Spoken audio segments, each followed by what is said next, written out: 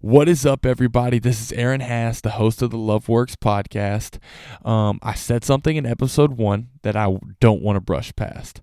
I am interrupting episode 2 before it even starts, so you're sorry. I'm sorry. Whatever you say. I don't know what you're supposed to say. My bad.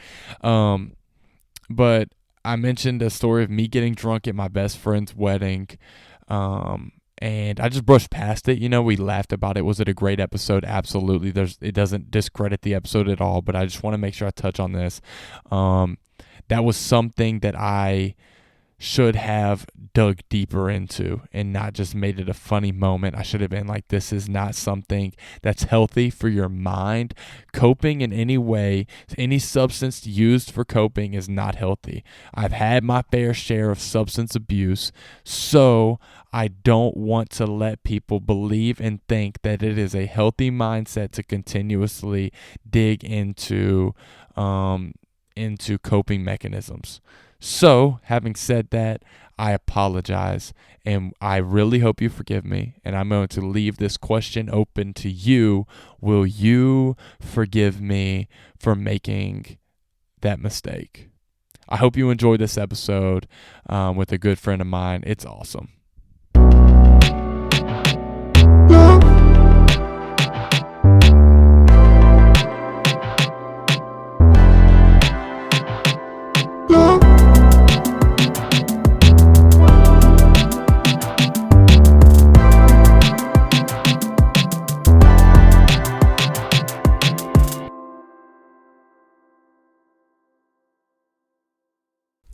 What is up? This is Aaron Hass, and this is the Love Works podcast. This is a good episode. I've got a good friend of mine, an awesome friend, a mentor even in the music realm. She is amazing. She is so talented. A mother even. She's a mother. I've never done that before, so that is super impressive. I'm an aspiring mother, some may say. Nobody said that before, but eventually, potentially, never will that happen. I've got Delaney Stargel in the house. Come on. How are you doing today, Delaney? Hey, Aaron. I'm good. How are you doing? I'm doing well. So you're kind of in the music realm. What got you into tell me about yourself. I just really just introed you really I don't know what the word is. Poorly, maybe? I don't know. But yeah, so give me some more about you. I think you did great. So I'm a mom. I'm a wife. I forgot about that. You are a wife. I serve on the worship team at church. I don't know. I've done music since I was a kid. I always loved singing. I grew up with a dad who was super involved on the praise team at our church when I was young, but he taught theater and stuff like that. So all of the theatrical arts and stuff like that were huge in my house growing up. So music was a large part of that, and I was talented at it. So it was something that I stuck with. Come on. So that's awesome. I actually met your father, this past Christmas. This Christmas, I don't even know days ago. I don't even know. The 25th of December, 24th of December, I met your father. Yeah, awesome guy. We talked and we laughed about music stuff and theater stuff. He's awesome.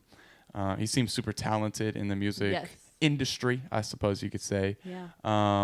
But yeah, that's super cool. So, what was your first experience with music? So you said your father was kind of in that. When was the first time you were like, yeah, I've got this. I want to do this. This is for me. Honestly, growing up, I was obsessed with Disney princesses, as one does. Still am. As one does, as a early 2000s girl. So I just was always singing the songs, and I've always loved to sing. I've always loved all things music. But I remember I don't remember any of the details. I just remember being in the church that I went to growing up was a non-denominational, and we actually had our services in a middle school on Sunday mornings, so we had to go in for setup and do all the teardown after and everything. But but my dad was on the praise team at the time. And I remember one Sunday just seeing him up there and like seeing all these other people that we knew and loved and were like really close to us, and just being like, I want to do that. Like, I could do that. That just seems like that's it. Like, that just seems like it's got the thing that I want in my life. That's super cool. That's super cool. So would you say that was a moment where you were like close to your father, or do you think that you got close to your father before then, or what does your relationship with your father look like in those regards? My relationship with my dad is a little complicated. Yeah, I mean, how do I phrase this? So like, I was always close with my mom. My sister was always close with my dad. And like, I had a relationship with my dad, but like, we didn't have the type of relationship that I had with my mom. Like, that just never was the case with me and my dad. And so in high school, he was actually my theater director for like 2 years. And so that was a really interesting dynamic to our relationship. Like, we actually ended up with a lot more one-on-one time, because we would like ride to school together, and we would be there for rehearsals, and I would be there with him on days where like other students weren't necessarily there, but I was an extra set of hands to help with sets and stuff. So like, he's always been kind of that mentor type role when it came to things like that. But then when I moved out for college, like, I always kept in contact with my parents through my mom pretty much, because I could just call mom. They were always both there, like super simple, super easy. And like I said, like, I'd always had a stronger relationship with my mom. And so like, the dynamic has shifted pretty significantly, because my parents just got divorced like 2 years ago. Wow.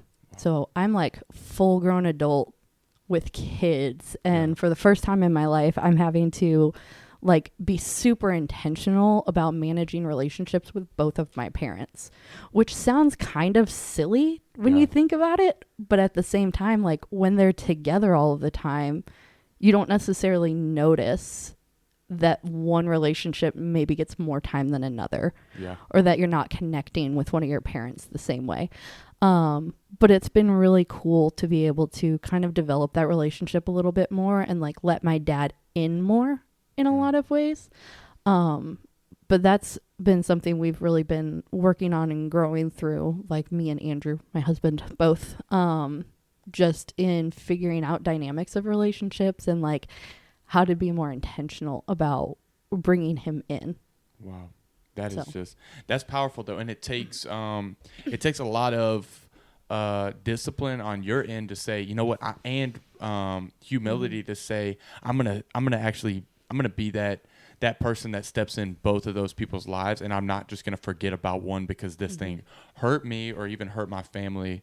I'm going to step up, and I'm going to love them despite what's going on in their relationship. Yeah. And that's tough. Even me, like, I feel like people don't talk about divorce as like I think it was a statistic I read once that like 50% of marriages end in divorce. And I'm like, okay. So like, why aren't we doing something about that? And I could be wrong on that statistic. So, I mean, fact check me if you want. You could even like bash me on Instagram if y'all like, if somebody's like, oh, Aaron's a liar, you know, it's like, like, who is this man? Like, I've never seen his face before because he's only on podcasts, but he's still a liar. They're gonna like make up pictures, you know, like the drawings. They do like the drawings or whatever, and then just it's a smiley face. They'll just like find a graffiti, like an image of you off the internet, and like graffiti it, like they used to with like the devil horns. Oh and, yeah, like the mustaches or whatever. I feel like in every like 1990s sitcom, you see that like on the screen. I don't know why, but sure. but it's always there. It was like the thing that you did to bullies. Like in the yearbook, it was like, I hate this kid. I'm going to give him devil horns. He treats me like crap. So haha, I got back at him this time.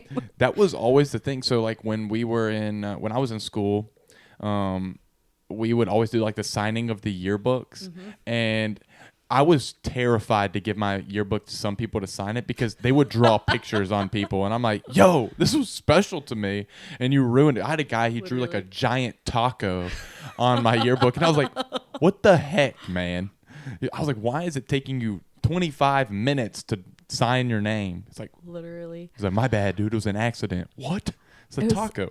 It's actually the saddest part about my senior year of high school. So like when I was a sophomore, I moved or the summer after my sophomore year, we moved from Illinois down to Florida. Yeah. So my junior year, I went to the same school that my dad taught at. Yeah. And then my dad actually changed schools after that year. And halfway through my senior year, I was like, I can't do this. I need to transfer schools. Like, I can't be at this school anymore. Like, there's just a whole lot of things happening. I was like, I need to be close to my dad for a little bit. Yeah. So I ended up transferring like at the semester break my senior year. And because of the way the schools did their yearbooks, like my school that I started at did yearbook prep stuff in the spring. Okay. But the school I transferred to did all of it in the fall. So Okay. I ended up being in no yearbooks that year. No. And I didn't even have my own copy of a yearbook to like have people sign. It was my senior year of high school. And I have like a composition notebook. Okay. Somewhere that's just got like random notes from people I went to high school with. That's kind of sweet though. I mean, it's kind of sad, but yeah, but it's still I sweet. like scratched out the title on it and wrote senior yearbook or whatever, and it's literally got like 2 pages worth of like notes in it. That's and it will probably never be used for anything else. That's super cool. I bet. Do you ever? You say you don't know where it's at? I have no idea where it's at. Okay. I'm So it's not even somewhere. 100% sure I still have it, but I Yeah. remember doing it. I'm Yeah. being super intentional about keeping track of it until I moved like 4 times during college and was like, yeah, oh well. That's funny. I'm pretty sure I still have my 4th grade yearbook somewhere, and that one. I think it should stay closed. I don't know if I should ever open that ever again. It should just be gone forever. Some yearbooks need to be burned because, like, I love fashion. You know, I love the fashion world. Yeah. But when you're in 4th grade, you have not fully developed in your fashion realm. And I Yeah. wore some goofy things. I wear goofy things now, but that was just like, I was wearing like neon yellow sneakers with like suits and stuff. I'm like, people were like, you're weird, Aaron. I'm like, no, this is cool. Trust me. Look, I wish it ended in 4th grade. I have pictures from I want to say like my 14th birthday party. Yeah. And my birthday's in August. It was summertime. It was hot outside. I was like wearing shorts and a tank top with a friggin' scarf on. Oh, I was that kid who was That's like, cool, I'm going to though. wear a scarf any time of year. scarves are cool. I had like a little fedora. None of it matched. It was all different colors, like styles, patterns. But I was Yeah. like, nope, I'm going to rock this look today for my birthday. And I look back at the pictures. I'm like, no, that did not hit. That sounds so like 2010. Like that's like a 2010 outfit. Is that when you were? I don't even know when you were. 14. It is. It Yeah, is it was 2010? 20. I started my freshman year of high school in 2011. Okay. Yeah, and that's when I turned 14. So. Wow. So I was like almost spot on. That's crazy. Yeah, that sounds like a 2010 outfit for sure. Yeah, I had some peace signs thrown in there, like on Yeah. my scarf and stuff, because gotta keep the peace. That's so good. What was your favorite like music when you were 14? You had a favorite song? Okay, so I was that kid who's like hipster. Okay. Like, I wanted to be a hipster. That's how I was. I'm still not. I had Spotify on this like ancient like dinosaur laptop. Oh, And cool. one day I came across the song What Makes You Beautiful by One Direction. Oh, I love that song. Yeah. But I had found it on YouTube. Okay. And it was like the lyric video. And it was before it blew up on the radio and stuff. Oh, and I nice. was just like super obsessed with it. I listened to it nonstop for like 4 days straight. Yeah. It's like the only thing I listened to. And then all of a sudden I started hearing it on the radio. And I was like, look, I knew this song before it was cool. That's awesome. But yeah, I was like super into boy bands like Jonas Brothers. Yeah.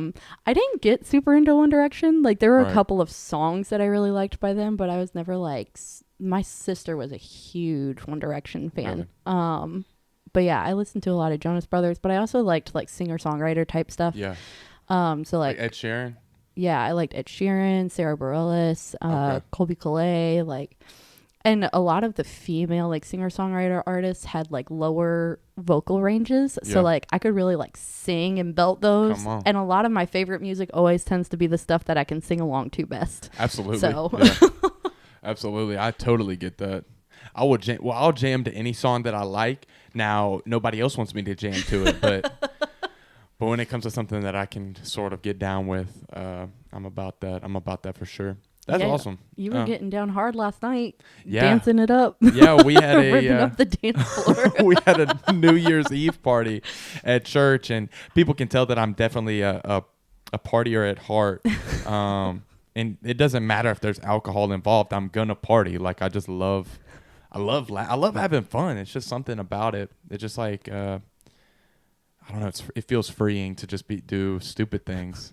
It was so funny. At one point, you were like rolling around on the floor, and Andrew looked over at me, and he was like, "I can't believe he would do that like sober. Like I don't know if I would do that if I were like blackout drunk. But the fact that he's over here doing it sober is just crazy to me. It is definitely crazy. I just have learned to really embrace it and just have fun with life in general. I feel like I've done a lot of stupid things. So it's like, let me try and let go of a lot of that. And in letting go of some of that stupid stuff, you say, wait, some of this is actually, it's acceptable. Now, some people don't accept it because I feel like they might not be fully comfortable with it. But if you can just have fun, let it go. And it's not for everybody. Some people are like, I will never do that because it is just ridiculous for me to do that. Yeah. But for me, it's just how I am. Yeah, and that was an awesome party. I literally was like, it was like at the church, and I was like, man, I feel like I'm at the club, but I feel like I'm not like this is like a wholesome club. I've never been to a wholesome club before. This is crazy. So it was great, and it was we had like a dinner party there, and it was really cool.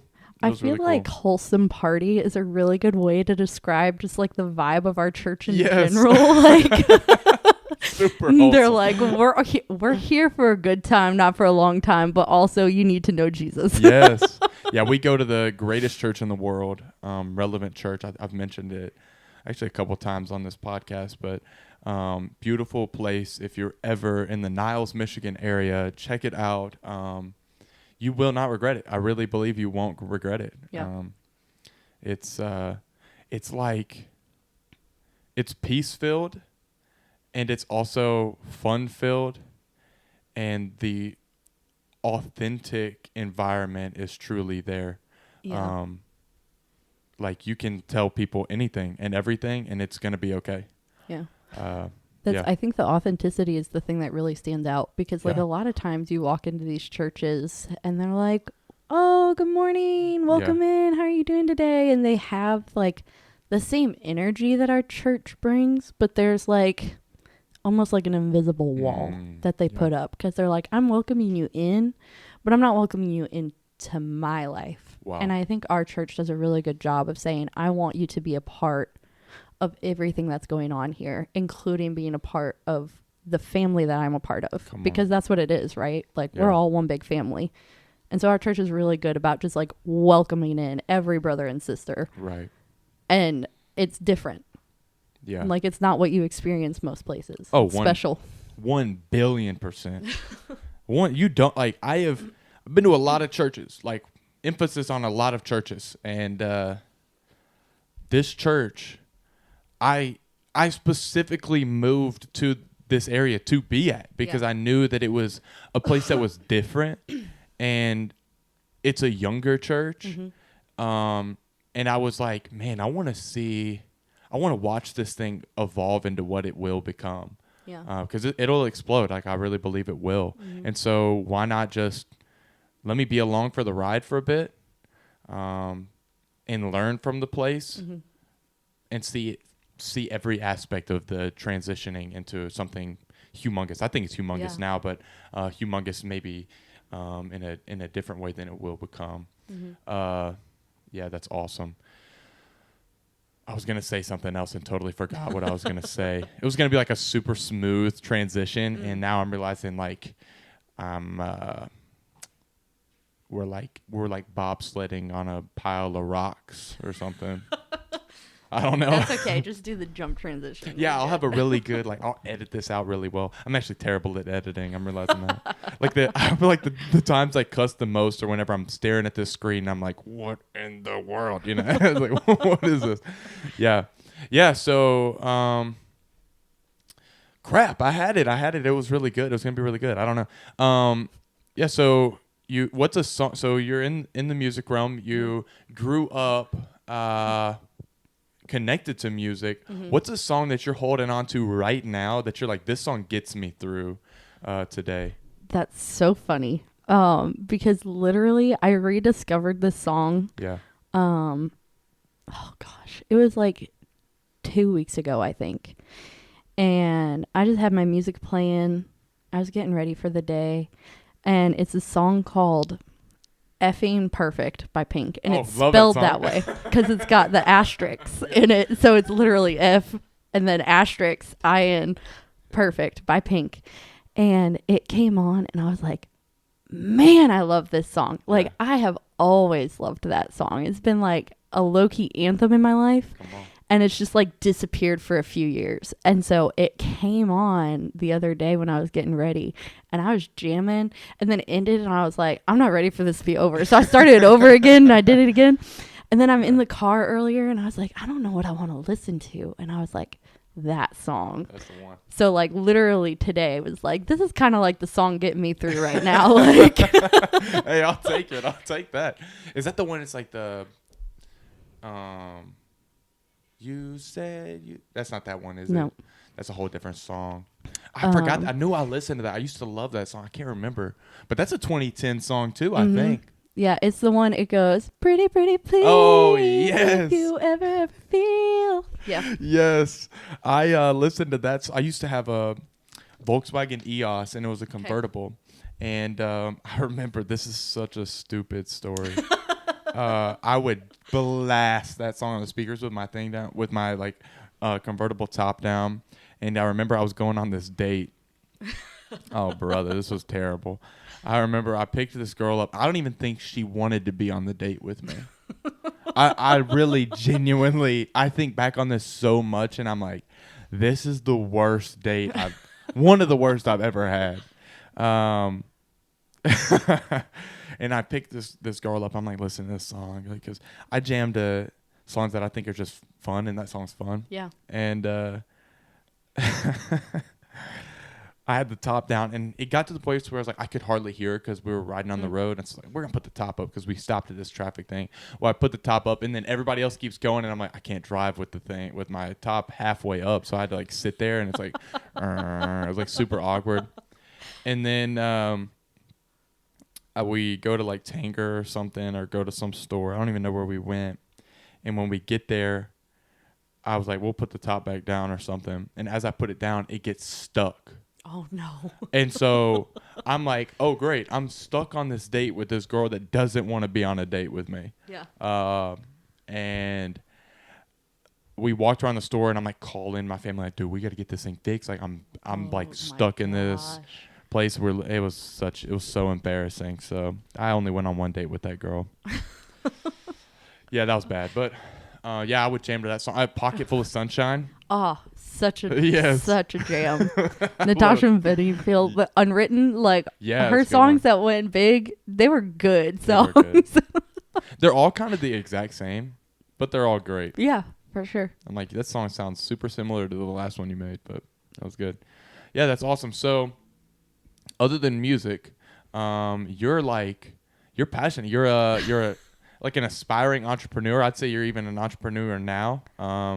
You got a brilliant business idea that I am all the way behind because I've tasted and seen. And man, so on the first episode, which I'm planning on airing this as episode 2, by the way. Oh, okay.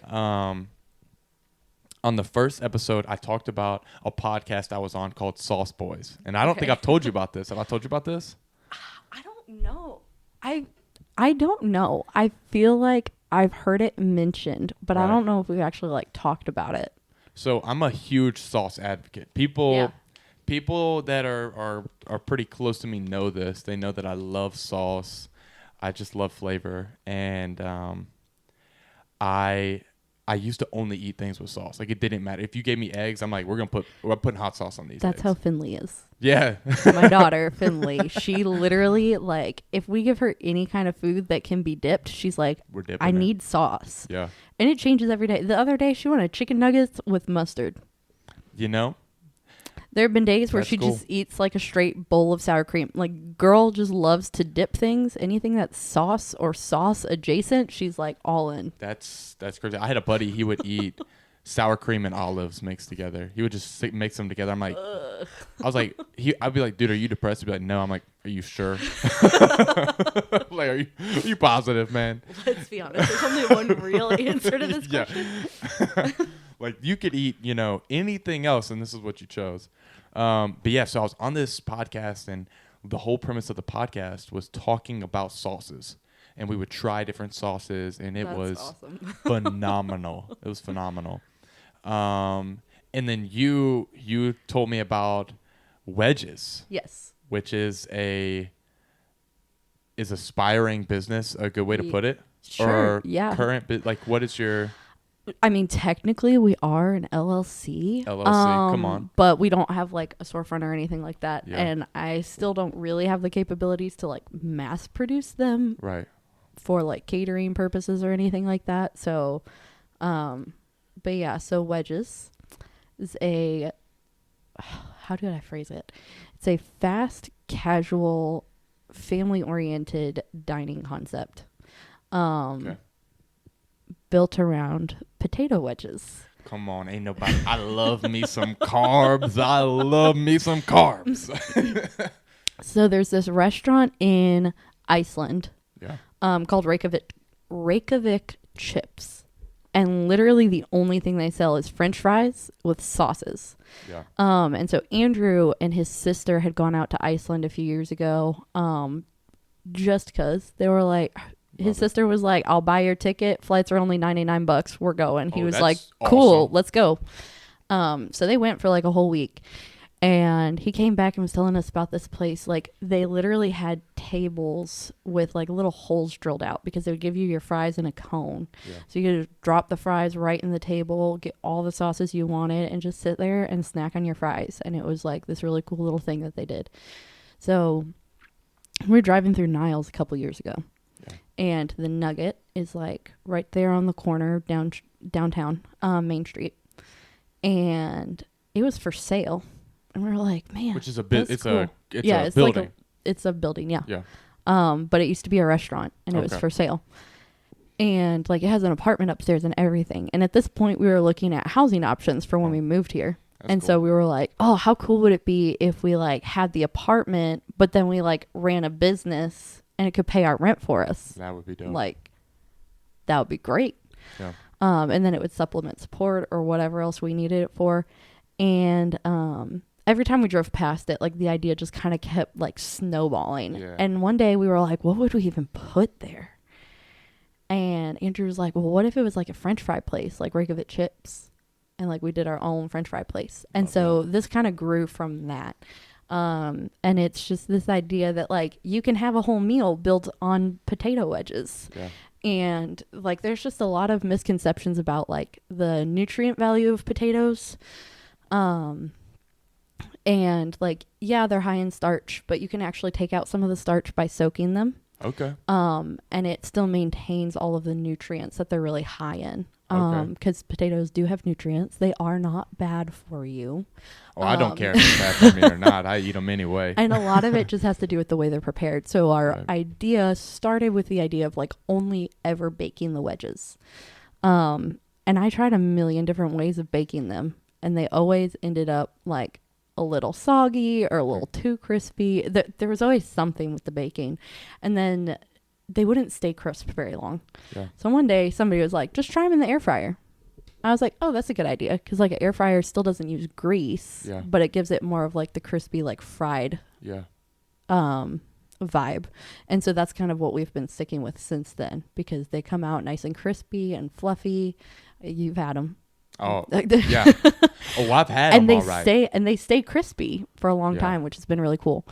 But yeah, so just like potato wedges. And you can get them however you want them. You could have potato pizza, and it's potato wedges with like cheese and marinara sauce and pepperoni and sausage on top, or potato wedge nachos, and it's jalapenos and cheese sauce and salsa and stuff. Yeah. Oh man. Or like you were talking about the sauces, like my favorite part is like the idea of doing the wedge flights or the sauce flights. So having like a plate of wedges and then just like 4 or 5 new sauces for you to just try all your wedges with.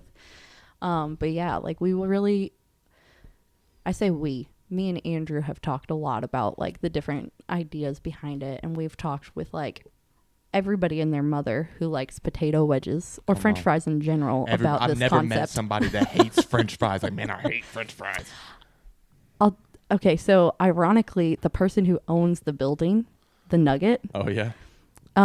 So we sat down and had a meeting with them because I was like, look, this is the dream is for it to be in this building.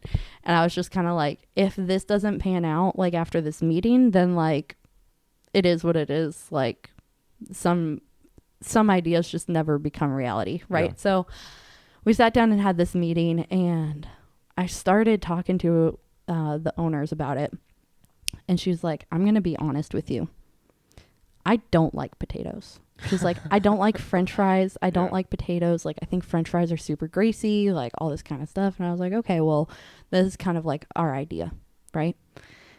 And she even said, she was like, you're going to have to really sell me on this idea for us to be like willing to move forward on it. Wow.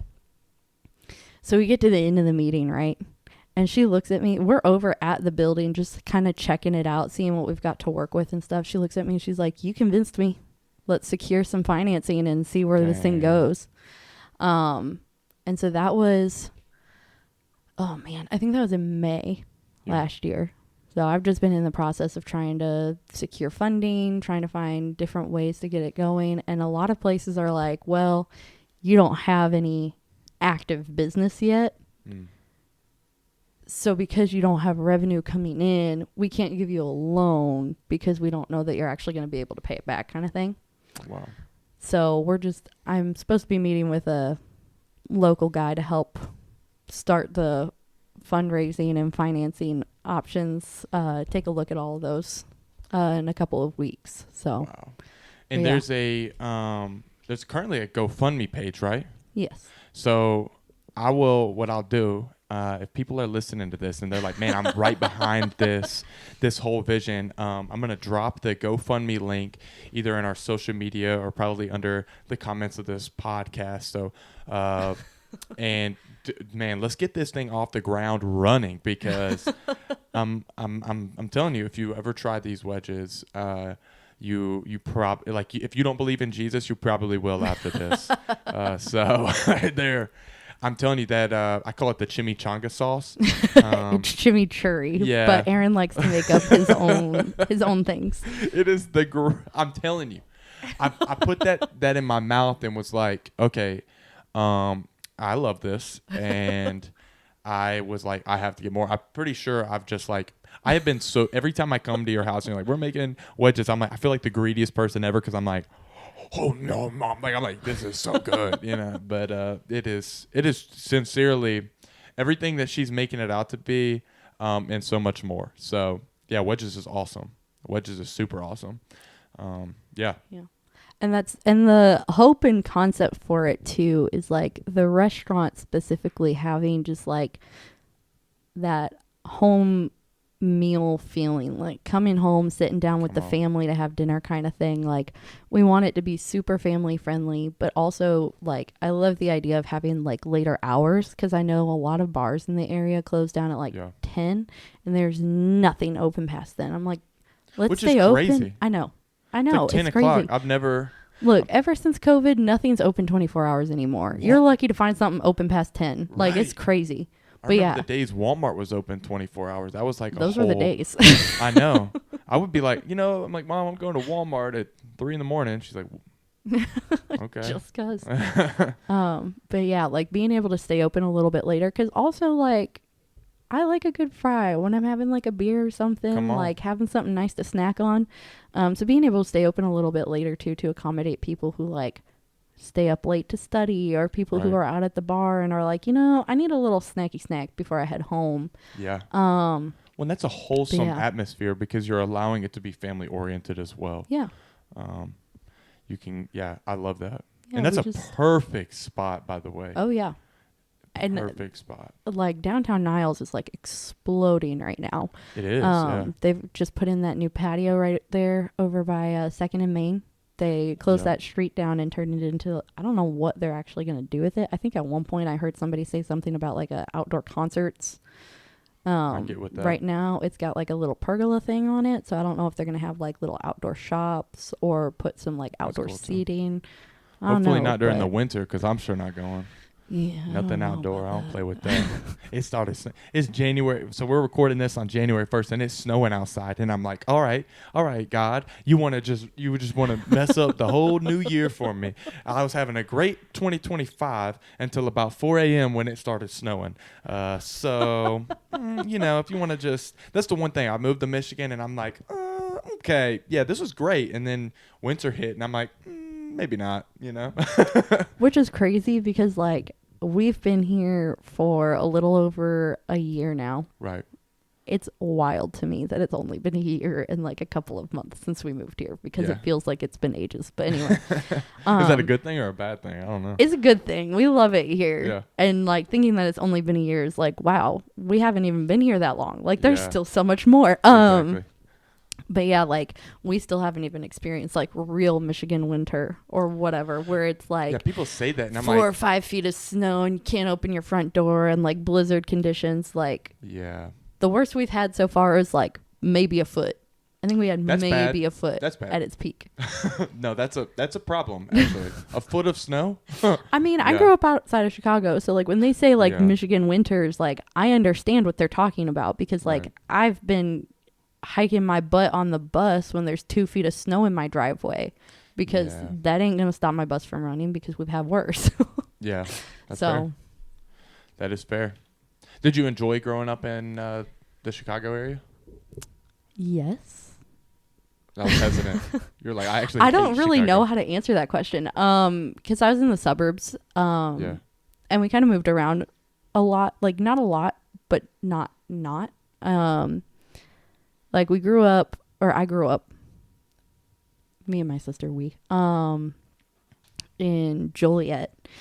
And I went to like 3 schools in the time that we lived in Joliet. And then we moved like right on the border of Joliet and New Lenox. So my dad grew up in Joliet. My mom grew up in New Lenox. They met in college at the local like community college.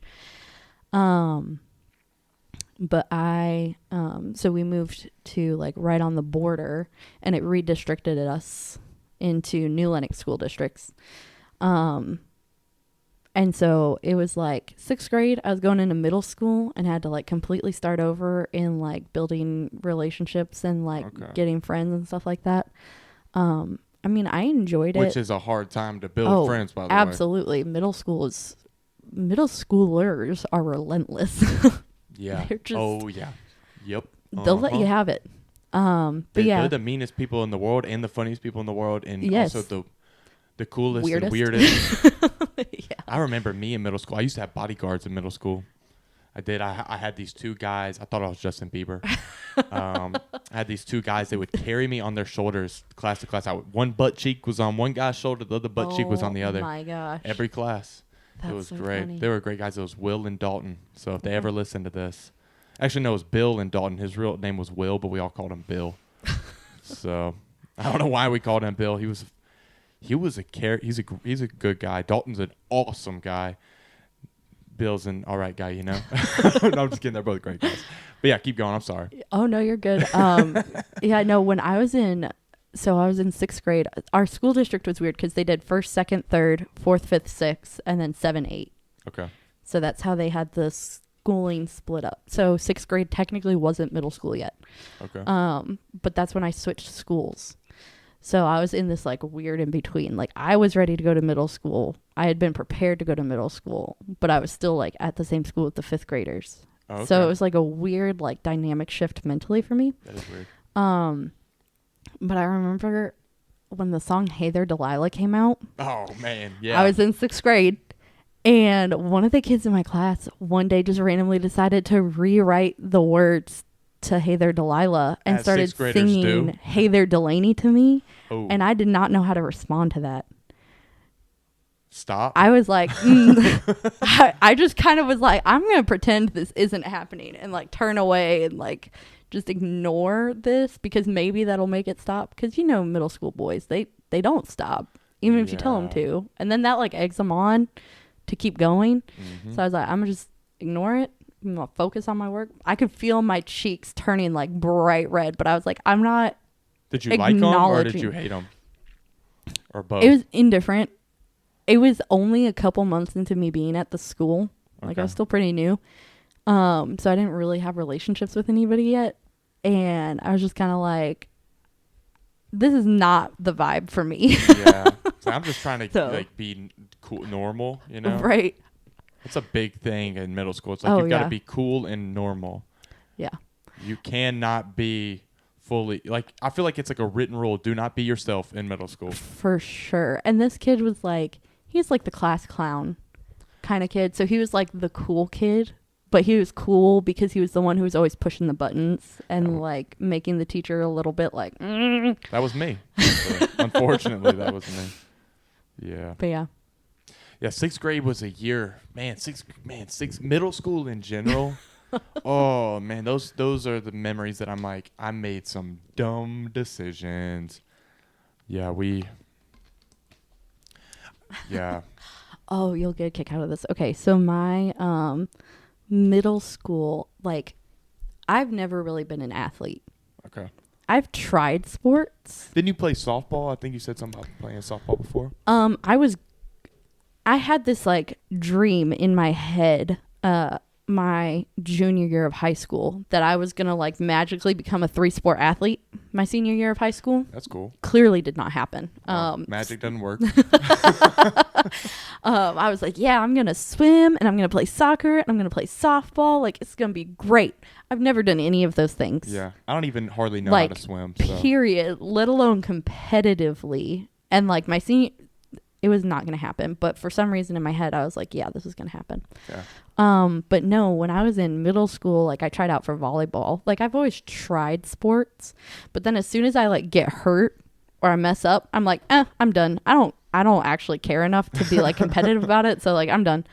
But I had a couple of friends in 7th and 8th grade that we didn't really do anything. Like there weren't a whole lot of extracurriculars.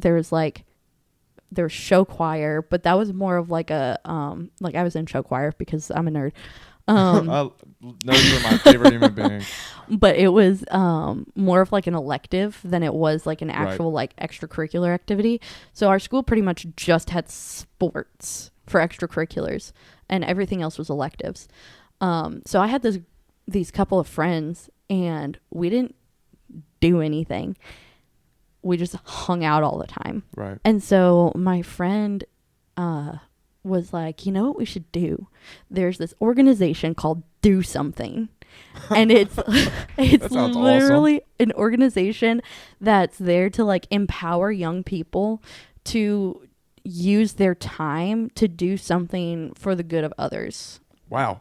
I kind of want to be in this. It's actually a really cool premise. But so my friend was like, if we're just going to be hanging out all the time, like we might as well like get some like good graces for like our colleges and stuff like that we're going to apply to someday. Like instead of just like wasting our time, like we can at least pretend we're using our time for something good. Right. Right. And so we actually did like, there was a local place called The Hub. Sounds like a bar. Sounds like I'm about to go to the bar. It was this old warehouse, right? Okay.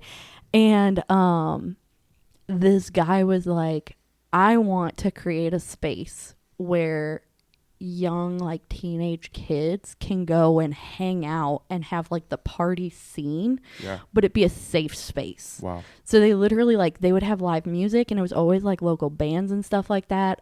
They had, like, Nintendo 64s and stuff like that upstairs in this little loft, so, like, you could go play video games. Like, it was just a space for teens to feel like they were, like, hanging out at the club and, like, doing cool things, but, like, it was still a safe space that, like, adults were present and, like, supervising smart. And stuff. Like, it was brilliant. It was great. I loved that place. Keeps people out of trouble, I'm sure. Yeah, for sure. Yeah, but we would go there all the time and hang out. And there was, so we were part of this Do Something club that we created. And we had we called it Concert for a Cure.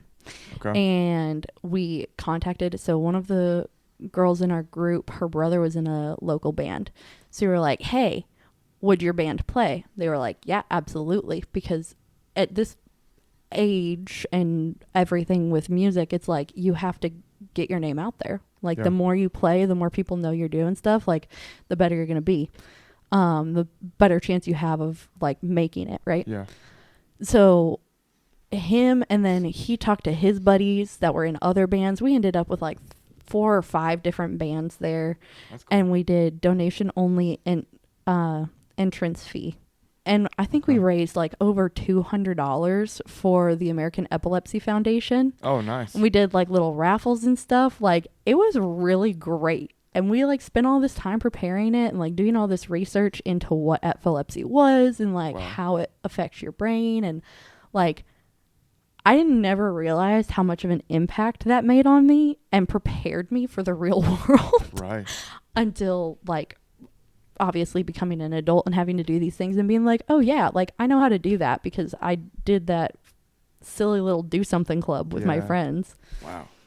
And then eventually our Do Something club devolved a little bit, and like after the concert we were like, okay, like what do we do next? And then the people who showed up kept changing, and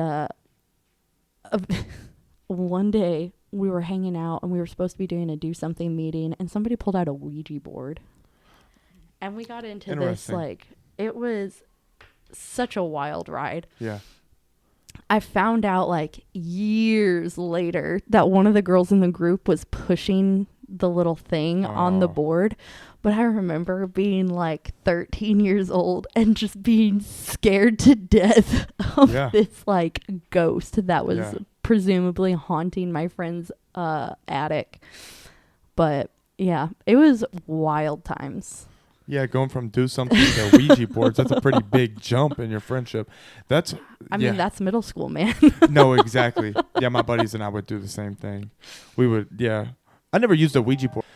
Yeah, so, me and my friends, we would always do really dumb things too. I actually had a buddy that had epilepsy and when he played football. Yeah, and I remember it was terrifying. He had like some kind of... Playing football with epilepsy sounds like a recipe for disaster. Yeah, well, he had like a epilepsy fit at night one night or something. Oh, jeez. I don't know, like a seizure or something. Everybody was terrified. I'm like, I was like, who brought the Ouija board out? You know, like, so, like this man's got something going on in him. That's funny. Actually, I think they told me about it the next morning because I slept through it. Everybody's like, is he all right? And I'm like, I've got a game tomorrow. I'm sleeping. I'm so selfish. But yeah, that's crazy. So. You did something. You did something. I did something. Now that you're in your adult life, you're a mother. Mm-hmm. What is something that you as a mother, if you could pass it on to your kids and they know this and they live by this and this is a principle that they pass on to their kids, what is it?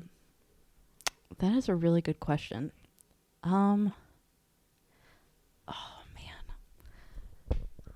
I think one of the big things that I really want my kids to be able to take away from life is that they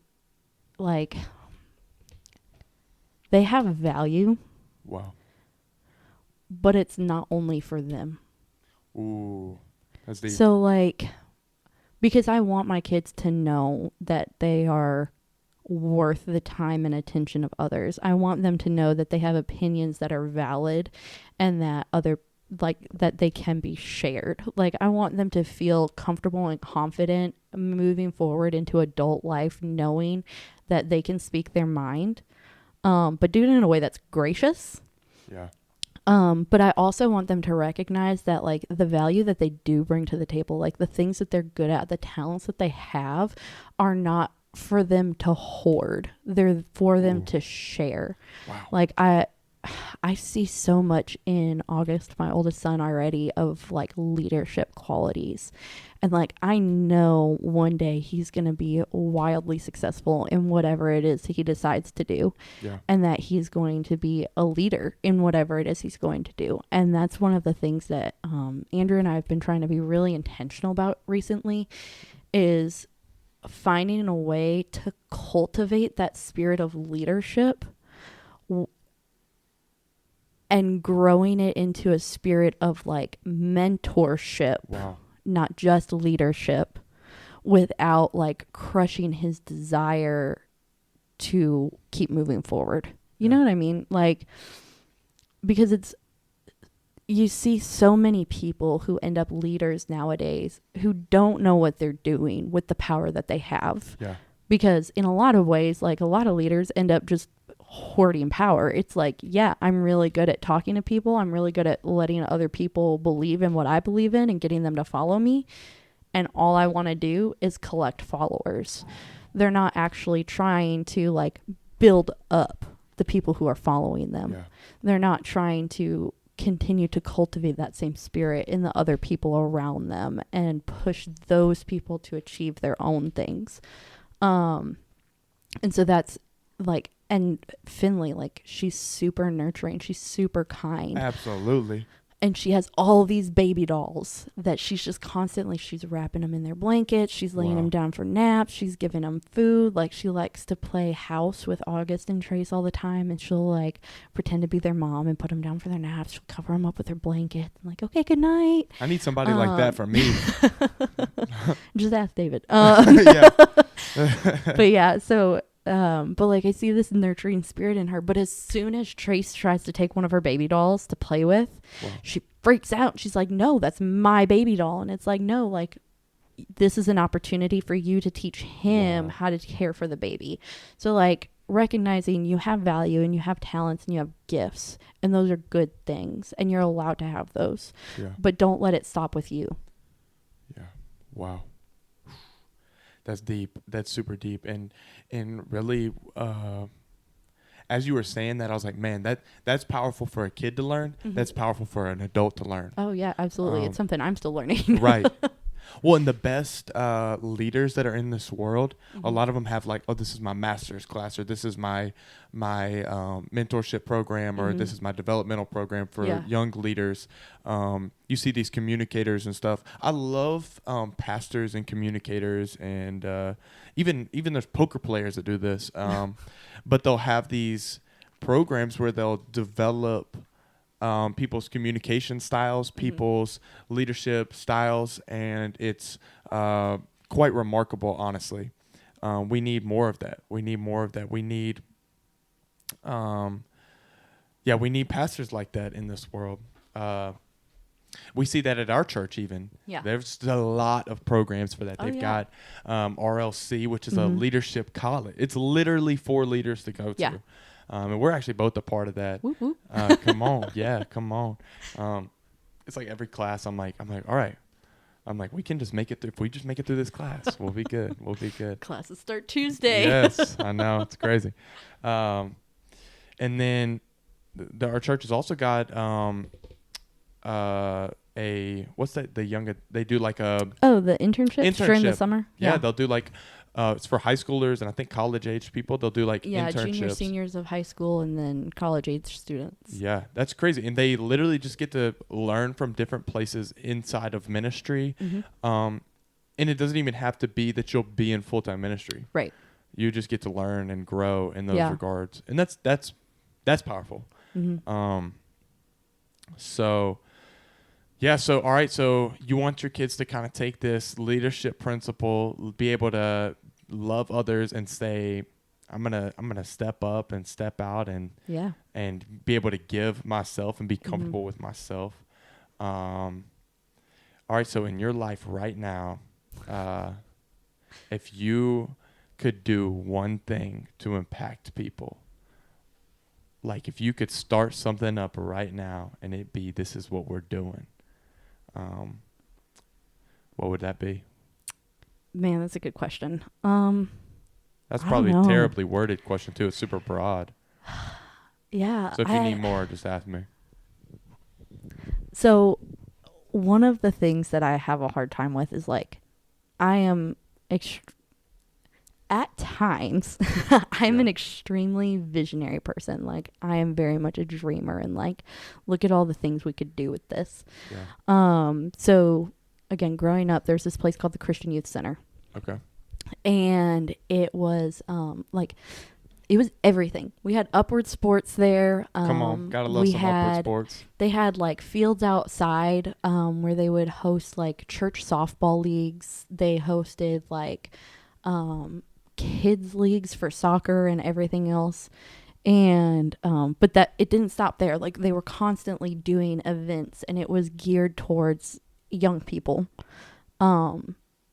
Kind of in the same vein as like the hub. It's like, let's give them something to do. But also just to like bring them in, to give them somewhere to belong, somewhere to call home kind of thing. Help them build relationships and stuff like that. And so I always had this idea of creating something else like that, because one of the things that like Andrew being in youth ministry and us serving in that capacity for as long as we have, like one of the things we always notice is missing is a place for the kids who don't fit in anywhere else. Wow.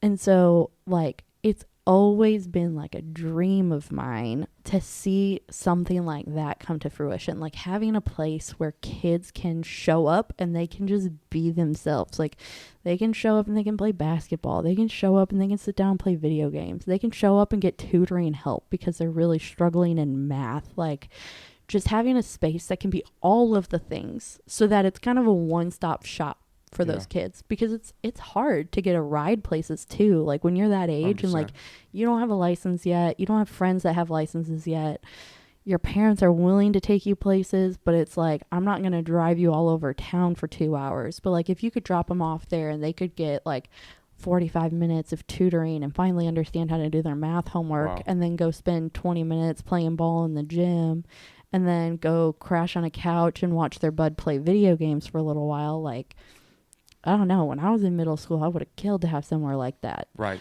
Like a safe space outside of home. And because the reality of it is, like, there's so many kids who don't have a safe space even in their homes. Wow. Ooh, wow. And so, like, just creating that for people so that they can grow into everything that they were designed to be. Wow. Instead of being plateaued because of their situations. So like I always had a dream of having something like that.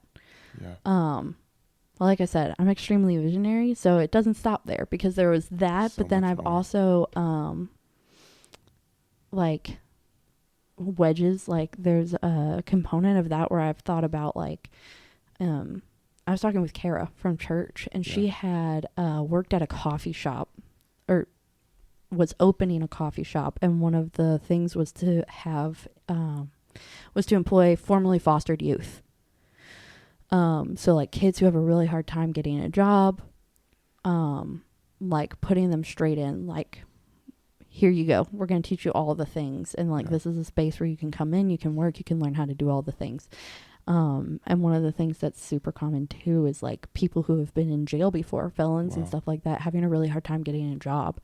And so like one of the dreams with wedges even is just creating a space where anybody is welcome. Wow. And that includes like on the staff too. Like not everybody's perfect. People make mistakes. I sure have. And me too.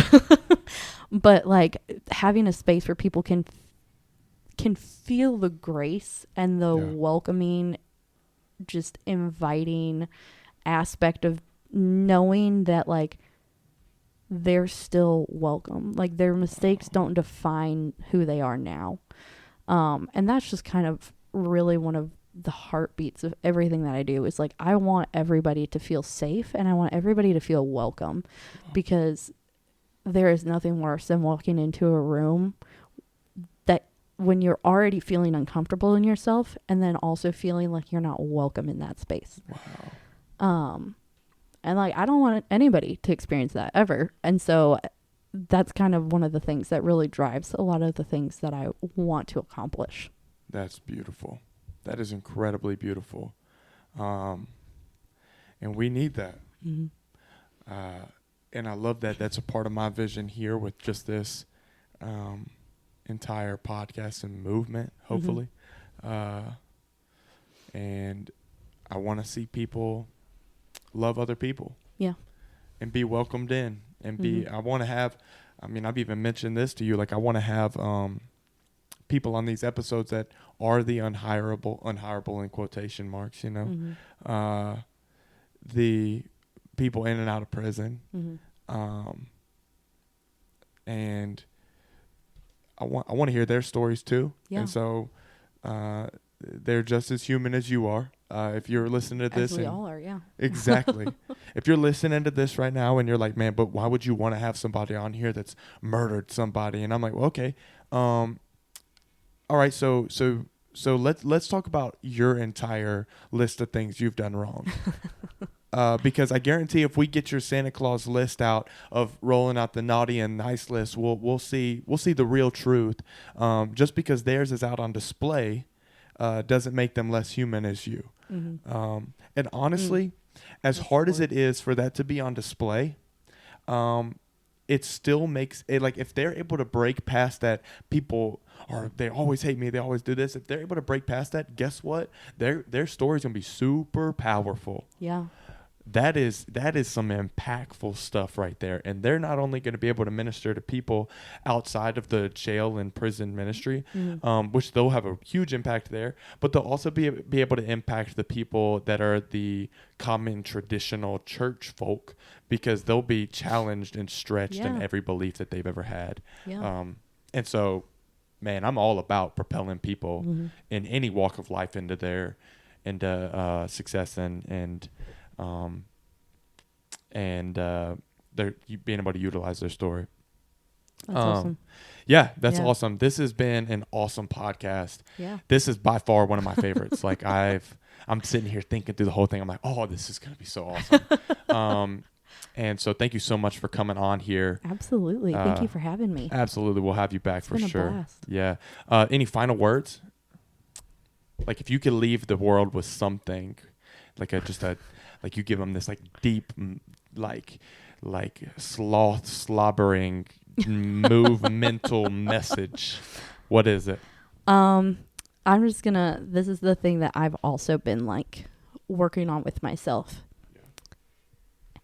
It's time to stop being the thing that's in your own way. Stop making excuses because you're scared of failure.